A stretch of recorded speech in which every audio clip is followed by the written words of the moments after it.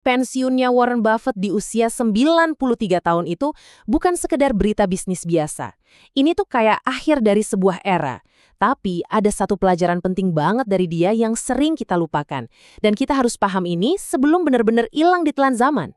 Coba kita pikirin deh, seorang investor umur 93 tahun pensiun, rasanya simbolis banget kan? Ini seolah-olah jadi tanda zaman udah berubah. Ide soal proses panjang dan ketekunan itu kayaknya udah mulai ditinggalkan. Dan Buffett sendiri punya cara yang brilian buat ngejelasin filosofi intinya. Dia pernah bilang, tidak peduli seberapa besar bakat atau usaha, beberapa hal hanya butuh waktu. Anda tidak bisa menghasilkan bayi dalam 1 bulan dengan membuat 9 wanita hamil.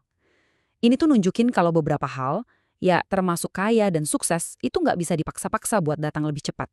Nggak ada jalan pintas. Nah, ini dia pertanyaan besarnya. Kalau orang terkaya di dunia aja bisa sabar, kenapa kita, generasi sekarang, kayaknya dilatih buat pengen semuanya serba instan saat ini juga? Inilah konflik utama yang akan kita bedah bareng-bareng.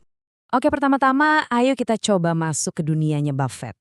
Kita lihat gimana cara dia beroperasi dan hasil luar biasa yang dia dapetin dari kesabaran yang bisa dibilang ekstrim.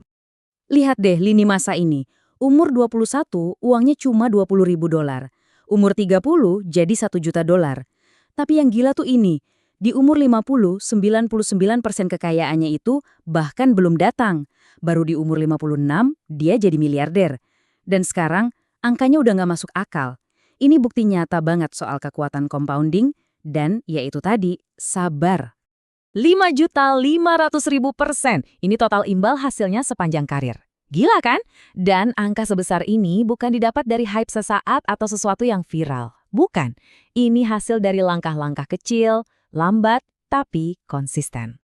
Dan jangan salah, Buffett juga pernah jatuh. Bahkan jatuh banget. Di umur 44, kekayaannya anjlok dari $34 juta ke 19 juta. Kebanyakan orang pasti panik kan? Tapi dia nggak panik. Dia malah nambah investasi.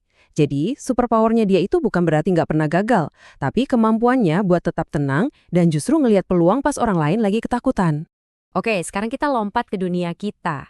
Dunia yang bisa dibilang dirancang jadi kebalikan total dari dunianya Buffett. Coba kita lihat. Perbandingannya jelas banget. Pagi-pagi, Buffett baca buku berjam-jam buat dapat pemahaman mendalam. Kita buka HP, nge-scroll, ngebandingin hidup kita sama orang lain. Soal investasi, Buffett bisa nahan saham lebih dari 10 tahun, cuek aja. Kita dengar gosip soal koin kripto semalam langsung all in tanpa riset. Langkah dia itu lambat, penuh pertimbangan, fokus. Langkah kita cepat, reaktif, dan gampang banget terdistraksi. Ya, kita hidup di era ekonomi dopamin. Semuanya soal likes, soal views, notifikasi yang nggak berhenti-berhenti, video yang cuma 7 detik, tren yang datang dan pergi dalam sekejap. Selalu ada rasa urgensi, harus cepet, jangan ketinggalan. Ekosistem ini ngasih kita hadiah kalau kita bergerak cepat, bikin kita ngerasa penting, tapi ujung-ujungnya malah bikin kita merasa kosong. Nah, ini yang bikin pusing. Kita sampai ke pertanyaan utamanya. Kalau prinsip-prinsip Buffett ini udah terkenal banget, gratis, semua orang bisa baca, kenapa ya? Kenapa rasanya hampir mustahil buat kita ikutin? Jawabannya ini bukan sekedar salah kita pribadi. Coba lihat. Kita itu lagi bertarung di 2 medan sekaligus. Dari dalam, ada pemicu psikologis. Otak kita udah terbiasa sama kepuasan instan. Gampang banget bikin keputusan pakai emosi gara-gara lihat sosmed, dan ada rasa takut ketinggalan alias FOMO yang konstan.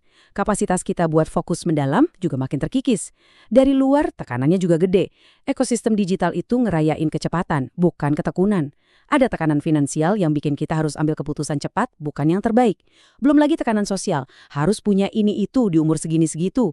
Jadi ya, kita melawan sistem. Dan kita juga harus jujur, kesabaran itu sekarang udah jadi barang mewah. Buat banyak orang, nunggu 10 tahun itu bukan pilihan. Gimana mau mikirin 10 tahun ke depan kalau kebutuhan dasar hari ini aja belum tentu terpenuhi? Kita harus akui, Buffett itu startnya punya banyak keistimewaan. Lingkungan yang stabil, akses pendidikan yang ngasih dia kemewahan waktu untuk bisa bersabar. Terus gimana dong? Apa kita nyerah aja? Enggak juga. Filosofi Buffett ini sebenarnya nawarin 3 pilar utama yang bisa jadi semacam, perangkat mental buat kita bertahan di dunia yang super bising ini. Pilar-pilar mentalnya tuh ada 3. Pertama, kesabaran strategis. Ini bukan cuma nunggu pasif ya, tapi nunggu peluang yang tepat. Kayak yang dia lakuin pas krisis 2008. Kedua, lingkaran kompetensi. Intinya, cuma invest di hal yang benar-benar kamu pahami luar dalam. Hindari hype di area yang kamu nggak ngerti sama sekali. Dan ketiga, disiplin emosional. Ini krusial banget. Kemampuan buat kontrol emosi, terutama pas pasar lagi gonjang-ganjing atau pas karir rasanya lagi stuck. 3 hal ini, sabar, fokus, dan kontrol emosi, kalau digabungin, jadi sistem mental yang kokoh. Dan jujur aja, ini langka banget di generasi kita. Nah, pilar kedua tadi, lingkaran kompetensi. Itu idenya sederhana, tapi luar biasa kuat. Intinya, cuma kamu harus paham banget soal sebuah investasi atau industri sebelum naruh uang di sana. Sesimpel itu. Kalau nggak ngerti, ya jangan. Titik. Pada akhirnya, semua sistemnya bisa diringkas dalam satu kutipan terkenalnya ini. Pasar saham adalah alat untuk mentransfer uang dari yang aktif ke yang sabar. Ini benar-benar merangkum semuanya kan? Di dunia yang terus-terusan nyuruh kita buat aktif, buat gerak, buat jangan diam, keuntungan terbesar justru datang dari kesabaran. Hidup itu bukan perlombaan, kan? Sistem di sekitar kita memang dirancang untuk bikin kita lari sekencang-kencangnya. Tapi pertanyaannya sekarang adalah, apakah Anda siap untuk punya keberanian berjalan lebih lambat? Mungkin kemajuan yang sejati justru datang dari sana,